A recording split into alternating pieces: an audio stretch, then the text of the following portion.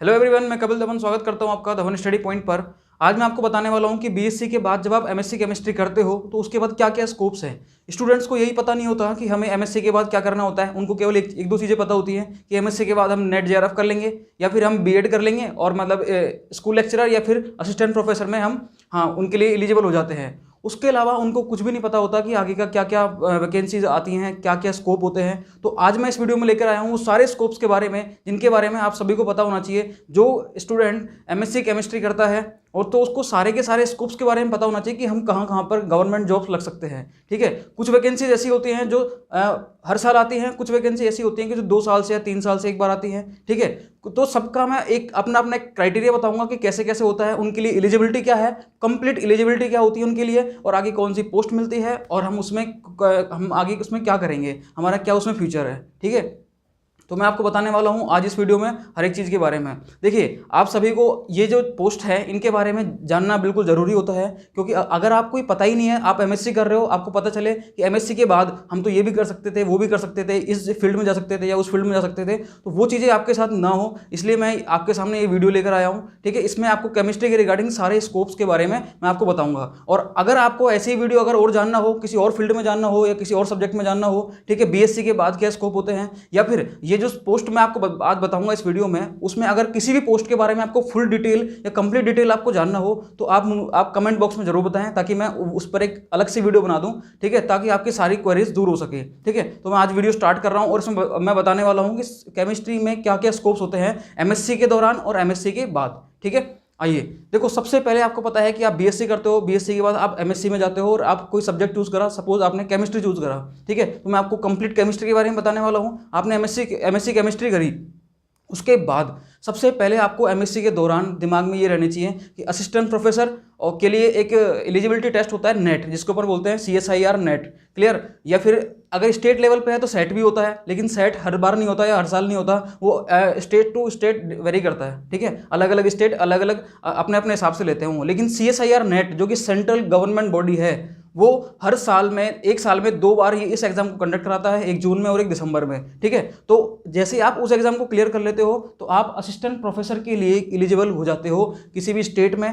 अगर कोई पीएससी है या फिर कोई भी यूनिवर्सिटी है, वो अगर असिस्टेंट प्रोफेसर के लिए वैकेंसी निकालती है तो आप उसके लिए एलिजिबल हो जाते हो। ठीक है, तो ये एक टीचिंग जॉब होती है असिस्टेंट प्रोफेसर की। अगर आप किसी यूनिवर्सिटी में लगते हो तो आप टीचिंग प्लस रिसर्च, आपको दोनों में रहना पड़ता है। अगर आप किसी पीएससी में लगते हो या फिर कोई गवर्नमेंट कॉलेज में लगते हो किसी पीएससी के थ्रू, तो आपको वहाँ पर केवल और केवल टीचिंग करानी होती है। आपका रिसर्च में इतना ज़्यादा रोल नहीं रहता, केवल प्रैक्टिकल्स का रहता है, बाकी ज़्यादा रोल नहीं रहता। ठीक है, मैं आपको बताना चाहता हूं कि इसमें सबसे पहली पोस्ट जो है, जिसके बारे में सबको पता होता है जो एमएससी केमिस्ट्री करता है, कि पहली पोस्ट कौन सी होती है, असिस्टेंट प्रोफेसर। ठीक है, जो यूनिवर्सिटी और कॉलेजेस में, मतलब इसमें आप असिस्टेंट प्रोफेसर के लिए अप्लाई कर सकते हो। उसके लिए आपको एक एग्जाम देना पड़ता है CSIR नेट का। कौन सा एग्जाम देना पड़ता है? CSIR नेट का। क्लियर, यूनिवर्सिटी जो होती हैं आजकल ये और बोलने लग गए कि अगर आपको यूनिवर्सिटी में असिस्टेंट प्रोफेसर बनना है तो आपको PhD भी करनी पड़ेगी।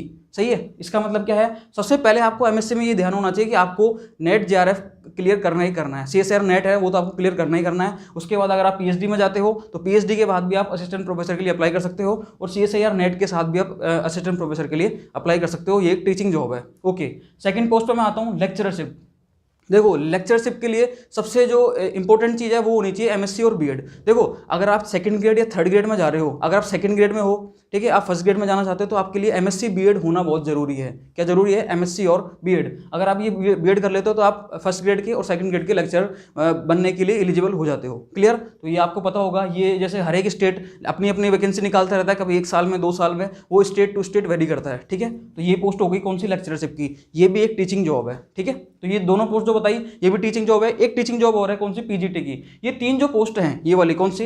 एक तो ये असिस्टेंट प्रोफेसर की, एक लेक्चरशिप की और एक पीजीटी की। पीजीटी मतलब होता है पोस्ट ग्रेजुएशन ट्रेनिंग। ठीक है, ये जो पोस्ट ग्रेजुएशन टीचर। ठीक है, ये जो 3 पोस्ट हैं, ये वाली तीनों पोस्ट, ये तीनों पोस्ट टीचिंग पोस्ट है। ये बाकी जितने भी पोस्ट मैं बताने वाला हूँ ये नॉन टीचिंग पोस्ट है। ठीक है, मतलब आपको पढ़ाना नहीं होगा, आपको कुछ वर्क करना पड़ेगा, और इन पोस्टों के बारे में अलग से बताने वाला हूँ। और इनका जो क्राइटेरिया होता है वो अलग होता है, इनका क्राइटेरिया थोड़ा अलग होता है। इसका समझ में आ गया? CSIR नेट का एग्जाम को क्लियर करना है। लेक्चरशिप में आपको एमएससी बीएड होना चाहिए। अब मैं बात करता हूँ पीजीटी की। पीजीटी में भी काफ़ी अच्छे स्कोप्स होते हैं, जैसे आपने केवी संगठन के नाम सुने होंगे, ठीक है, केंद्रीय विद्यालय संगठन होते हैं, उनमें आपने देखा होगा कि केंद्रीय विद्यालय होते हैं, नवोदय विद्यालय होते हैं। ये जो होते हैं विद्यालय, इनमें भी आप सीधे अप्लाई कर सकते हो पीजीटी के थ्रू। क्लियर है? तो ये जो 3 पोस्ट हैं, ये जो 3 पोस्ट मैंने लिखी है, ये तीनों पोस्ट ये वाली, ठीक है, 1, 2 और 3, ये सारी चीज़ें, एक मिनट, ठीक है, ये जो तीनों पोस्ट मैंने लिखी हैं, ये तीनों पोस्ट जो हैं, ये हैं टीचिंग पोस्ट। क्या है ये? Teaching post. क्लियर है? ये कौन सी पोस्ट है? टीचिंग। आपके समझ में आ गया होगा, ये कौन सी पोस्ट है? टीचिंग पोस्ट है ये वाली, ठीक है। अगर आप पढ़ाना चाहते हो, आपका इंटरेस्ट है, आपका प्रोफेशन, आप चाहते हो कि मैं आगे जाके पढ़ाऊँ, जॉब भी मेरी ऐसी हो जिसमें मैं केवल टीचिंग करूँ, तो आपको ये जो पोस्ट है इनके लिए अप्लाई करना चाहिए, ठीक है। लेकिन आपको हर एक पोस्ट के बारे में पता होना चाहिए कि हमें क्या क्या कर सकते हैं, क्या क्या स्कोप्स हैं। जैसे मैं आगे चलता हूँ, बार्क का आपने नाम सुना होगा, बाबा एटॉमिक रिसर्च सेंटर। ये जो होता है बार्क, ये भी क्या करता है? ये भी गवर्नमेंट जॉब्स देता है, लेकिन इसका क्राइटेरिया थोड़ा अलग होता है। देखो इसकी एलिजिबिलिटी क्या है, मैं आपको बताने वाला हूँ। देखो, आपने सुना होगा गेट का नाम सुना होगा आपने। गेट एक एग्जाम होता है, गेट आपने सुना होगा, एमएससी के साथ होता है और एमएससी के बाद भी होता है वो चीज़। क्लियर? मतलब एमएससी उसके लिए कम से कम मिनिमम एलिजिबिलिटी होती है। क्लियर? तो गेट के स्कोर कार्ड के बेस पर लेता है कौन? बार्क। अगर आपको गेट में आपने अच्छी रैंक लिया है तो आप सीधे अप्लाई कर सकते हो, और इंटरव्यू के थ्रू आप क्या कर सकते हो? आगे बढ़ सकते हो। बताऊंगा आगे क्या है, ठीक है। या फिर बार्क का खुद का एक इंडिविजुअल एग्जाम भी लगता है, ध्यान रखना। बार्क जो है इसका खुद का अपना एक इंडिविजुअल एग्जाम लगता है। ये बार्क जो है इसकी अपना खुद का इंडिविजुअल एग्जाम भी लेता है, और इस एग्जाम में अगर आप क्वालिफाई कर जाते हो तो उसके बाद आपको इंटरव्यू देना पड़ता है। तो बार्क में जाने के 2 ऑप्शन हो गए आपके पास में, या तो गेट के स्कोर कार्ड के बाद आप सीधे इंटरव्यू में जाओ, या फिर बार्क का एग्जाम देकर आप इंटरव्यू में जाते हो तो आप एलिजिबल हो जाते हो। उसके बाद होता है OCES, फोर्टिस OCES। ये एक ट्रेनिंग प्रोग्राम होता है बार्क का, ठीक है। इस ट्रेनिंग प्रोग्राम में आपको, हाँ जी, 50% मार्क्स लाने होते हैं। ये 1 साल का होता है। ये क्या होता है? 1 साल का। अगर आप 50% से ज़्यादा मार्क्स ले आते हो तो आपको पोस्ट मिलती है यहाँ पर साइंटिस्ट ग्रेड सी की। किसकी मिलती है? Scientist grade C. क्लियर है ये चीज़? ये हो गया बार्क के बारे में। तो बार्क के बारे में अगर किसी को और डिटेल जाननी हो, जिसको बार्क में ही जाना हो, तो आप कमेंट में जरूर बताएं, ताकि मैं बार्क पे एक कंप्लीट सेपरेट वीडियो बना दूं। क्लियर? और इन पे भी किसी को कुछ चाहिए, नॉलेज चाहिए कि पीजीटी में हम कैसे अप्लाई करते हैं, या फिर लेक्चरशिप के लिए हम कैसे करें, असिस्टेंट प्रोफेसर के लिए और डिटेल में बताऊं, यूनिवर्सिटी के लिए, या जैसे कोई स्टेट पीएससी है, आरपीएससी, आरपीएससी हो गया अपना, यूपीपीएससी हो गया, एमपीपीएससी हो गया, इस तरीके से अदर जो पीएससी हैं उनके लिए अगर आप पूछना चाहते हो तो आप कमेंट बॉक्स में जरूर बताएं, मैं उनके भी सोल्यूशन आपको दे दूंगा। क्लियर? और उन पर सेपरेट वीडियो बना दूंगा मैं हर एक पर। तो ये समझ में आया आपके इसका बार्क का। उसके बाद मैं बात करता हूँ पीएसयूज की। देखो पीएसयूज जो होती है महारत्न कंपनियाँ होती हैं, जैसे एनटीपीसी हुई, ओएनजीसी हुई, ठीक है, उसके बाद भेल हुई, गेल हुई, और ये आप देख रहे हो आईओसीएल है। तो ये सब ये महारत्न कंपनियाँ हैं। महारत्न कंपनियों में ये जो होती हैं, ये गेट के स्कोर कार्ड के बेसिस पर लेती हैं। ये जो जॉब देती हैं अपन को, या आपको एंट्री देंगी, आपको पोस्ट देंगी, तो वो गेट के स्कोर कार्ड के बेसिस पे देंगी है, ठीक है, कि आपका गेट में क्या स्कोर कार्ड है। उसके बाद ये इंटरव्यू लेती हैं, इंटरव्यू लेने के बाद ये सीधे आपको पोस्ट दे देती है। जैसे मैं आपको ओएनजीसी की बात बताऊं, तो ओएनजीसी जो होता है, अगर आपने गेट में अच्छी रैंक ला रखी है तो आप ओएनजीसी के लिए अप्लाई करो। ओएनजीसी एक ऐसी पीएसयू है जो कि आप ये मान के चलो कि हर साल वो कुछ ना कुछ वैकेंसी तो निकालती है, ठीक है। बार क्या है, ये हर साल वैकेंसी निकालता है। अब ये जो आगे पोस्ट मैं बताने वाला हूँ आपको, इनमें से 1-2 पोस्ट के अलावा सारी पोस्ट ऐसी हैं जिनका ये पता नहीं है कि वो कब निकलेंगी। मतलब ऐसा जरूर नहीं कि वो हर साल निकलें, ठीक है, वो 2 साल में या 3 साल में या 1 साल में भी निकल जाए तो निकल जाए, उसका कोई पता नहीं है। लेकिन देखो बार्क की हर साल निकलेगी, पीएसयूज हैं, पीएसयू ये हर साल निकालते हैं, लेकिन ओएनजीसी का तो फिक्स है, हर साल निकालेगा। एनटीपीसी का कोई पता नहीं है, एनटीपीसी का कोई पता नहीं है, बेल का कोई पता नहीं है, आईओसीएल का कोई पता नहीं है, गेल का कोई पता नहीं है। तो ये जो कंपनीज हैं, जैसे ओएनजीसी का फुल फॉर्म क्या होता है? Oil and natural gas corporation. NTPC national thermal power plant corporation. तो इस तरीके से ये कंपनीज हैं अपनी महारत्न कंपनियां, तो आपको इनके बारे में पता होना चाहिए, ठीक है। ये गेट के स्कोर कार्ड के बेसिस पे आपको एंट्री दिलाती हैं, सही है। उसके बाद इंटरव्यू होता है, इंटरव्यू के बाद आपको सीधे पोस्ट दे दी जाती है। हाँ जी, आपकी क्या क्वालिफिकेशन है उसके अकॉर्डिंग। क्लियर है? तो ये आपके समझ में आ गया पीएसयू के बारे में, कोई दिक्कत नहीं है। मतलब गेट जो है, गेट आपको सारे रास्ते खोल देता है, आगे के सारे रास्ते खोल देगा आपके। कैसे? आपको कहीं जॉब जानी है, देखो बार का देखो यहाँ पर गेट चाहिए, कोई महारत्न कंपनी में जाना हो तो वहाँ पर आपको गेट चाहिए। आगे हम और भी देखेंगे, जैसे ये आप देख रहे हो एफएस, ये फसाई की वाली जो होती है पोस्ट, फूड, हाँ जी, food safety security authority of India, ठीक है। तो ये जो है ये एक अथॉरिटी ऑफ इंडिया है, ये भी एक बॉडी है। तो ये भी क्या कराती है, एग्जाम कंडक्ट कराती है और अलग अलग पोस्ट देती है। इनमें भी क्या होता है, जैसे ये इसकी 3 पोस्टें हैं, assistant director, technical officer, central food safety officer. तो इनमें भी क्या होता है, ये भी जो गेट के स्कोर कार्ड से आते हैं, जिन्होंने गेट क्वालिफाई किया हुआ है, गेट में अच्छी रैंक है, उनको प्रायोरिटी पर रखती हैं। उनको क्या रखती हैं, ये प्रायोरिटी पर रखती हैं। ठीक है, तो ये इन चीज़ों के बारे में आपको पता होना चाहिए। ठीक, क्लियर है। जैसे ये असिस्टेंट डायरेक्टर है, तो ये बोलता है कि भैया अगर आप पीएचडी करके आ रहे हो तो आपको प्रेफरेंस ज़्यादा मिलेगी। बाकी 2 पोस्टें बोलेंगे अगर आप गेट के या आपका CSR नेट JRF है तो आपको प्रेफरेंस ज़्यादा मिलेगी। क्लियर। तो अपन आते हैं वापस से, देखो ये समझ में आ गया PSUs के बारे में। Next GSI, geological survey of India, geological survey of India. Clear. अब मैं बताता हूँ आपका कि जियोलॉजिकल सर्वे ऑफ इंडिया, इसमें एक पोस्ट मिलती है जियो केमिस्ट की। वो कैसे मिलती है, इसका फॉर्म आता है, ठीक है, हर साल इसका फॉर्म आता है। इसको पहली बात तो UPSC कंडक्ट कराता है। इसको कौन कराता है कंडक्ट, UPSC, ध्यान रखना भैया, इसको UPSC कंडक्ट कराता है। ठीक है, यूनियन पब्लिक सर्विस कमीशन, इसको UPSC कंडक्ट कराता है। अब इसमें कितने पेपर होते हैं, क्या है इसका होता है क्राइटेरिया, इस पर मैं अगर आपको डिटेल जानना है तो मैं अलग से बता दूंगा, लेकिन मैं आपको सिंपल बता दूं। पहले इसमें 4 पेपर हुआ करते थे। कितने पेपर थे, 4। एक इंग्लिश का हुआ करता था और 3 केमिस्ट्री के होते थे, 3 केमिस्ट्री के और 1 इंग्लिश का। ठीक है, अब इंग्लिश का हटा के बोला गया है कि आप इंग्लिश का ना देखें, आप जनरल स्टडीज का रखो पेपर। मतलब अब एक पेपर होगा आपका जनरल स्टडीज का, एक MCQ का होगा, बल्कि 3 पेपर केमिस्ट्री के हैं अभी भी, 3 पेपर केमिस्ट्री के। इसकी खास बात जो है, ये एक ऐसा पेपर है जिसमें एनालिटिकल केमिस्ट्री सबसे ज़्यादा आती है। देखो हर कोई जो स्टूडेंट केमिस्ट्री से होता है वो ऑर्गेनिक, इनऑर्गेनिक और फिजिकल, स्पेक्ट्रो, इनमें क्या होता है उसने महारत हासिल कर रखी होती है। लेकिन जो एनालिटिकल केमिस्ट्री है वो हर कोई नहीं पढ़ता। ठीक है, एनालिटिकल केमिस्ट्री बहुत कम लोगों को आती है, ये मान के चलिए आप। अगर किसी की एनालिटिकल केमिस्ट्री स्ट्रॉन्ग है तो वो बिल्कुल वो GSI के लिए अप्लाई करे। इसके लिए जियोलॉजिकल सर्वे ऑफ इंडिया, इसमें पोस्ट निकलती है जियो केमिस्ट्री की, ठीक है, या जियो साइंटिस्ट की पोस्ट निकलती है। तो प्लीज़ यहाँ पर वो अप्लाई करें अगर किसी की एनालिटिकल केमिस्ट्री स्ट्रॉन्ग होती है तो। क्लियर। तो यहाँ पर क्या है, एक तो अब पहले होता था इंग्लिश का, अब होगा यहाँ पर जनरल स्टडीज़ का, और 3 पेपर अभी भी एज इट इज केमिस्ट्री के हैं, ऑर्गेनिक, इनऑर्गेनिक और एनालिटिकल केमिस्ट्री, फिजिकल तो आएगी। तो इस तरीके से इसने 3 पेपरों में बांट रखा है। ठीक है, तो GSI के बारे में किसी को और जानना हो तो अलग से और बता देना।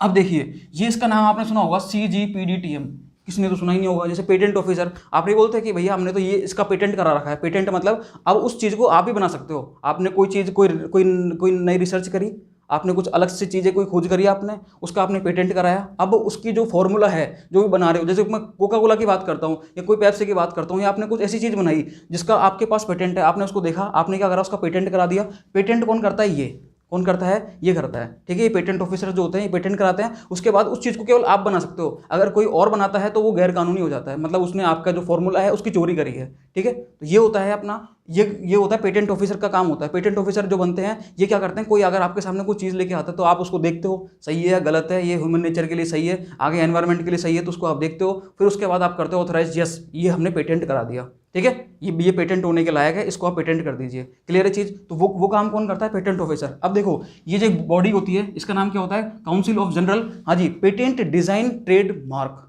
क्या होता है, council of general patent design trademark. ये इसको एग्जाम को कंडक्ट कराती है, पेटेंट ऑफिसर की पोस्ट देती है ये। क्लियर है, कोई दिक्कत नहीं है इसमें। आगे चलते हैं। NTPC होती है national thermal power plant corporation. ठीक है, ये भी अपनी पोस्ट निकालती है असिस्टेंट केमिस्ट। देखो गेट के स्कोर कार्ड के बेस पर तो लेती है ये, लेकिन ये अलग से अपनी एग्जाम भी निकालती है। ठीक है, अगर आपको इसके थ्रू जाना है तो आप डायरेक्ट असिस्टेंट केमिस्ट की पोस्ट ले सकते हो वाया NTPC। क्लियर, हाँ जी, ये आपको मैंने बता ही दिया। देखो इसके बारे में और बताता हूँ मैं। ये जो होता है food safety security authority of India, तो इसकी बात करता हूँ मैं। इसमें जो होता है इसकी ये एग्जाम कंडक्ट कराता है, ये जो अथॉरिटी है ये 3 एग्जाम कंडक्ट कराती है। हर बार नहीं होता, कभी कभी ये पोस्ट आती है, कभी तीनों भी आई हुई हैं ये। ठीक है, तो मैक्सिमम 3 पोस्ट हैं इसकी। देखो इधर पहली है कौन सी, असिस्टेंट डायरेक्टर। कौन सी है, असिस्टेंट डायरेक्टर। दूसरी है टेक्निकल ऑफिसर। तीसरी है अपनी सेंट्रल फूड सेफ्टी ऑफिसर। ठीक है, ये 3 पोस्ट हैं। अब मैं बात करता हूँ असिस्टेंट डायरेक्टर की। असिस्टेंट डायरेक्टर के लिए वैसे तो MSc जरूरी होती है। क्या होती है, इसके लिए केवल MSc होना जरूरी है, केवल और केवल MSc। लेकिन ये फिर भी अगर किसी स्टूडेंट ने PhD कर रखी है तो ये PhD वाले को प्रायोरिटी पर रखेगा। जैसे मैं हूँ, अगर मैं देखो मैंने MSc कर रखी है और मैं PhD कर रहा हूँ अभी। ठीक है, अगर कोई स्टूडेंट MSc वाला है, ठीक है, अगर हम दोनों अप्लाई करते हैं एक साथ, दोनों के सेम मार्क्स आते हैं, तो वहाँ पर जॉब मेरे को मिलेगी। क्यों, क्योंकि मैं PhD कर रहा हूँ या फिर मेरी PhD कंप्लीट हो चुकी है। मतलब PhD एस्पिरेंट्स को यहाँ पर प्रायोरिटी पर रखा जाता है। किसमें, इसमें ध्यान रखना, इसमें जो PhD एस्पिरेंट्स होते हैं, PhD, उनको क्या रखा जाता है, उनको प्रायोरिटी पर रखा जाता है। बाकी ये 2 पोस्ट जो हैं टेक्निकल ऑफिसर और सेंट्रल फूड सेफ्टी ऑफिसर, इनकी मैं बात करता हूं। तो ये जो 2 पोस्ट हैं इनमें हाँ जी, इनके लिए जो जिनकी CSIR नेट है या फिर गेट है उनको प्रायोरिटी पर रखा जाता है। इनमें क्या होना चाहिए, अगर किसी के पास CSIR नेट है या फिर उनके पास क्या है गेट क्वालिफाइड है या गेट का स्कोर कार्ड है, उसमें बहुत अच्छी रैंक आई हुई है उनकी, तो उनको यहाँ पर प्रायोरिटी पर रखा जाता है। तो ये 3 पोस्ट हो गई, क्लियर है, कोई दिक्कत नहीं किसी को भी। अगर आपको इनमें से किसी भी पोस्ट के बारे में जानना हो तो आप बिल्कुल बताएं, ठीक है। मतलब किसी पोस्ट के बारे में आपको फुल डिटेल जाननी हो तो मैं उसके बारे में अलग से वीडियो बना दूंगा। आपको मैं बता दूं PhD में कैसे आप एंटर करें। जैसे आप PhD करना चाहते हो MSc के बाद में, आप जैसे CSIR नेट का एग्जाम आपने दिया, उसके बाद आपका JRF क्लियर हो गया, JRF क्लियर होने के बाद आप PhD में जाना चाहते हो, तो PhD की पूरी कंप्लीट प्रोसेस मैंने आपको बता रखी है। एक वीडियो बनाई है मैंने, ठीक है, कि PhD कैसे करें, ठीक है, फेलोशिप क्या होती है, JRF क्या होता है, CSIR नेट क्या होता है, तो ये सारी इन पर मैंने अलग से वीडियो बना रखी है। अगर आपको उनके बारे में जानना हो तो बिल्कुल उन पर देखिए, उनका लिंक मैं डिस्क्रिप्शन बॉक्स में दे दूंगा, ठीक है। अगर आप उन वीडियो को भी जरूर देखें ताकि आपको हर एक फील्ड का पता रहे, केमिस्ट्री में क्या क्या अपन कर सकते हैं, ठीक है, हर एक चीज़ के बारे में पता रहना चाहिए, ठीक है। ओके, अब मैं आगे चलता हूँ। देखो, उसके अलावा HPCL है, ये HPCL कंपनी है, ये क्या करती है, ये भी आपको प्रोजेक्ट असिस्टेंट के तौर पर रखती है, ठीक है। ये आपका इंटरव्यू लेती है, उसके अगर आप यहाँ पे अप्लाई करते हो HPCL में तो ध्यान रखना, ये Hindustan petroleum corporation limited, HPCL की फुल फॉर्म होती है हिंदुस्तान पेट्रोलियम कॉर्पोरेशन लिमिटेड। ये आपको इंटरव्यू के बेस पे लेती है और यहाँ पर प्रोजेक्ट असिस्टेंट आपको बनाती है। उसके बाद आपकी जो परफॉर्मेंस होगी उस पर डिपेंड करेगा कि आपको ये कंटिन्यू करेगी या नहीं करेगी, क्लियर। ओके, अब आओ PSCs ऑफ डिफरेंट स्टेट। देखो मैं आपको बताता हूँ, PSC जो होते हैं, PSC स्टेट, जैसे अलग अलग PSC होती है, RPSC हो गई, UP PSC हो गई, मतलब अलग अलग स्टेट की, यूपी की, बिहार की, MP की, छत्तीसगढ़ की, राजस्थान की, उत्तराखंड की, ऐसे अलग अलग स्टेट जो होते हैं इनकी PSCs होती हैं जो एग्जाम कंडक्ट कराती हैं, ठीक है। तो वो भी अपने अपने लेवल पर असिस्टेंट प्रोफेसर की या फिर लेक्चरशिप की, PGT की, TGT की, तो ये सारे एग्जाम कंडक्ट कराती हैं, तो उनका भी आपको पता रहना चाहिए। लेकिन उनकी एक खास बात होती है कि वो एग्जाम जो होती हैं वो आपको, जैसे आप राजस्थान से हो, जैसे मैं राजस्थान से हूँ, अगर मैं यूपी में अप्लाई करता हूँ तो मेरे को वहाँ प्रायोरिटी कम मिलेगी। क्यों? क्योंकि वहाँ पर आपको प्रायोरिटी कम मिलेगी क्योंकि वो अपने स्टेट्स जो स्टूडेंट्स हैं उनको रखना चाहेंगे as compare to other states, clear. जैसे मैं राजस्थान से हूँ तो मेरे को राजस्थान में अगर मैं कोई फॉर्म भरता हूँ, राजस्थान में मैं गवर्नमेंट जॉब के लिए अप्लाई करता हूँ तो मेरे को ज़्यादा प्रायोरिटी मिलेगी as compare to other state students, clear.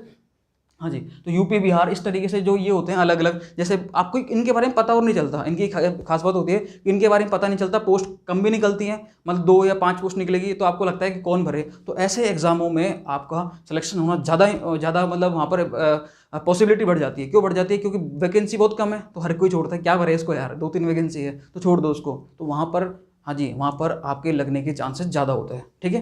तो आप इनको मत भूलिया कर, अगर आपको कोई वैकेंसी दिखती है तो प्लीज़ उसका फॉर्म भरें और उसको अप्लाई करें, उसका सिलेबस वगैरह देखें, सिलेबस देखने के बाद आप जरूर से ज़रूर उसको अप्लाई करें, उसका एग्ज़ाम दें, ठीक है। अगर आप चाहते हैं कि CS, देखो अब मैं आपको एक चीज़ बताता हूँ कि ये सब एग्ज़ाम जो हैं इनकी तैयारी आप कैसे करें, मैं आपको बताता हूँ इसके बारे में, समझना बहुत ध्यान से। ये जो एग्ज़ाम है ना, ये वाला CSIR नेट JRF, समझना इसको ध्यान से बहुत। हाँ जी, ये जो एग्ज़ाम है CSIR नेट JRF, ये CSIR नेट JRF, ये ऐसा एग्ज़ाम है जो कि आपकी सारी तैयारी एक साथ करवा देगा।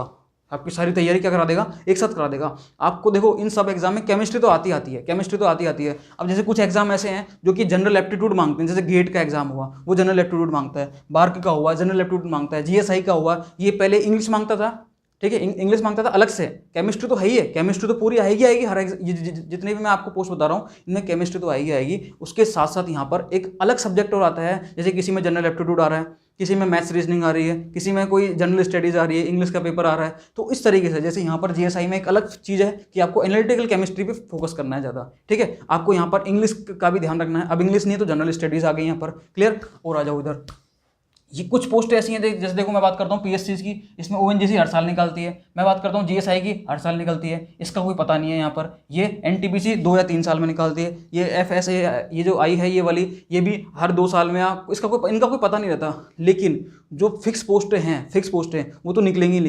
जैसे बार क्या हर साल निकलता है, NTPC ये ONGC है हर साल निकलता है, GSI है हर साल निकलता है। तो कुछ पोस्ट ऐसी हैं जो हर साल निकलेंगी ही निकलेंगी। CSIR नेट जो एग्जाम जो है, CSIR नेट JRF का जो एग्जाम है, ये तो साल में 2 बार होता है। गेट का एग्जाम साल में 1 बार होता है, ठीक है। अगर आपको इनके ऊपर अलग से कोई वीडियो चाहिए पर्टिकुलर कोई हर चीज़ पे, तो मैं उन पर भी बना दूंगा। लेकिन अभी आप इस वीडियो को बहुत ध्यान से देखना, इसको समझ में नहीं आया तो 1 बार देखें, 2 बार देखें, 3 बार देखें, ताकि आपको हर एक पोस्ट के बारे में दिमाग में क्लियर रहे, नीट एंड क्लीन, और उसकी पूरी क्वालिफिकेशन, उसमें क्या क्या आता है, उसका पूरा का पूरा सिलेबस क्लियर। आपको किसी का सिलेबस जानना हो, अगर आपको कहीं मिल नहीं रहा हो, गूगल पर नहीं मिल रहा हो या कोई बता नहीं रहा हो, तो आप प्लीज़ कमेंट बॉक्स में बताएं, मैं उस पर अलग से वीडियो बनाकर आपको ढंग से समझा दूंगा हर एक चीज़ के बारे में, ठीक है। तो अब देखो, आप इन सब की तैयारी कैसे करें, ऐसे तो है नहीं आप सबकी अलग अलग तैयारी करोगे। अगर आप CSIR नेट की तैयारी करते हो तो आप सब जितने भी एग्जाम्स हैं इनको आप देने के लिए एलिजिबल हो जाते हो। क्यों? क्योंकि CSIR नेट में जो केमिस्ट्री आती है वो बहुत अच्छा लेवल होता है, केमिस्ट्री का बहुत गजब का लेवल होता है। तो क्वेश्चंस का लेवल तो लगभग सब में वही रहेगा। अगर केमिस्ट्री की बात करें तो आपको अलग से चीज़ें पढ़नी पड़ेंगी छोटी छोटी, कोई हिंदी पढ़ रहा है, कोई GK पढ़ रहा है, कोई जनरल स्टडीज़ पढ़ेगा, कोई इसमें जनरल एप्टीट्यूड पढ़ेगा, ठीक है, मैथ्स रीजनिंग पढ़ेगा, तो वो जनरल चीज़ें अलग से होती हैं वो छोटी छोटी। लेकिन केमिस्ट्री जो है, अगर आप CSIR नेट की तैयारी कर रहे हो, गेट की तैयारी कर रहे हो, तो आपके लिए ये सफिशियंट है। अब मैं बता दूं आपको, अगर आप CSIR नेट की तैयारी करना चाहते हो तो हमसे आप जुड़ सकते हैं। मैं अभी धवन, इसी चैनल पर धवन स्टडी पॉइंट पर मैं आपको CSIR नेट एग्जाम की तैयारी करा रहा हूं। आप मेरे से जुड़िए, वहां पर कोऑर्डिनेशन केमिस्ट्री, क्वांटम मैकेनिक्स, ये सब चीज़ें चल रही हैं। क्वांटम मैकेनिक्स कंप्लीट हो चुकी है, वहां पर कोऑर्डिनेशन केमिस्ट्री चल रही है। आप हमारे साथ जुड़िए, और आपको कहीं पर कोई समस्या हो तो आप बताइए, ठीक है। तो ये पोस्ट के बारे में आपको बिल्कुल पता रहना चाहिए, कैसे तैयारी करनी है, कैसे नहीं करनी, मैं आपको बता दूंगा। कि देखो, दिमाग में बस ये ठान के रखना कि CSIR नेट जो है ना, CSIR नेट, ये सबसे इंपॉर्टेंट चीज़ है। अगर आप इसकी तैयारी करते हो तो इन एग्जाम में आपको केमिस्ट्री में दिमाग लगाने की जरूरत नहीं है। अदर चीज़ों में लगाओ, आप इंटरव्यू के लिए लगाओ, आप अदर सब्जेक्ट जो जनरल एप्टीट्यूड होते हैं उनके लिए दिमाग लगाओ, लेकिन केमिस्ट्री में दिमाग लगाने की जरूरत आपको नहीं है। तो मतलब CSIR नेट की तैयारी करो, आपके सारे काम होते जाएंगे। क्लियर? तो ये सारी चीज़ें हो गई, मतलब आपको मैंने सारी पोस्ट के बारे में बता दी। और कुछ धीरे धीरे अगर कहीं पर वैकेंसी आती है, कोई भी वैकेंसी आएगी केमिस्ट्री के रिगार्डिंग, तो मैं आपको नोटिफिकेशन में बता दूंगा, उस पर वीडियो बना दूंगा, या फिर जो कम्युनिटी पोस्ट है उस पर मैं लगा दिया करूँगा कि भैया ये पोस्ट आ चुकी है अभी, ठीक है, आप इसके लिए अप्लाई कर दो। तो मैं, आप बिल्कुल हमारे चैनल से जुड़िए, आप इस चैनल को सब्सक्राइब कीजिए, और कोई भी किसी भी तरह की वीडियो अगर आप और चाहते हो तो मैं उस पर अलग से बता दूंगा आपको, ठीक है। आप कमेंट जरूर करें, ताकि आपको पता लगता रहे कि आपको चीज़ें समझ में आ रही है या नहीं आ रही, कोई और रिक्वायरमेंट है या नहीं है, या फिर जो भी है आप उसके बारे में बताएं। ओके, तो प्लीज़ इस वीडियो को ज़्यादा से ज़्यादा लाइक करें, ज़्यादा से ज़्यादा शेयर करें, ताकि सब लोगों तक ये वीडियो पहुंचे जिनको पता नहीं है चीज़ों के बारे में। Okay, thank you so much.